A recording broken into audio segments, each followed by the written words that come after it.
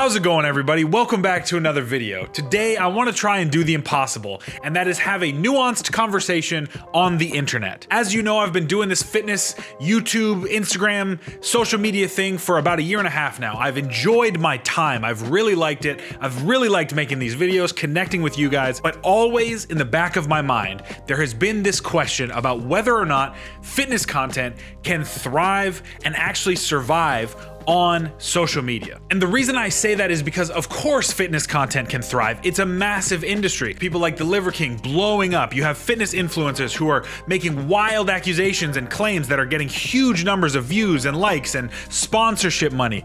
Clearly that type of content works, but what the type of content that I'm talking about is more so the nuanced, individualized, personalized recommendations for individuals that want to better themselves both physically and mentally. We live in an algorithm world. We are in the algorithm era. We all have to bow down to the almighty algorithm if we want to get our content seen. If we want to make something and then have it be shown to a bunch of people, it has to appeal to the algorithm. That's not bad necessarily. The algorithms do a great job with putting content that you as a viewer may enjoy in front of you. But the algorithm does favor some things that may be counterproductive to the overall fitness message that a lot of people are trying to put out. To understand why the algorithm works like this, we really have to understand human psychology a little bit and understand that we as humans want to look at something that is very fast acting, that's going to give us results very quickly, and something new that we've never seen before, something shiny and new. And so some of these people, like Joel Seedman, or like some of the dietary zealots that we talk about on this channel, need to continue to iterate, continue to make new, when in actuality in the fitness space, a lot of the core concepts that have been established and that are evidence-based really don't need to be iterated that much. They just need to be individualized, but that doesn't feed the algorithm. So to continue to put out content and to continue to serve the new and the now, you have to keep iterating. And a lot of times that means you have to start making stuff up. I can only speak to my industry, and that is the fitness industry. Maybe this really works in an industry like tech where everything is advancing very quickly.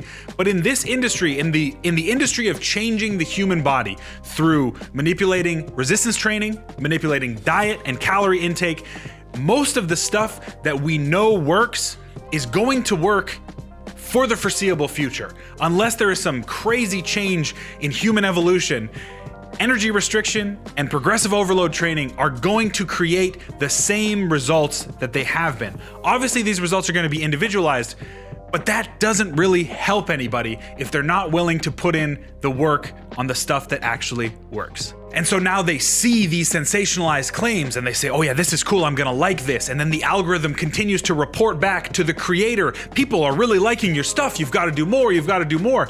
And it's this vicious cycle of, oh my God, this really worked. I could really change my life with some of this social media money.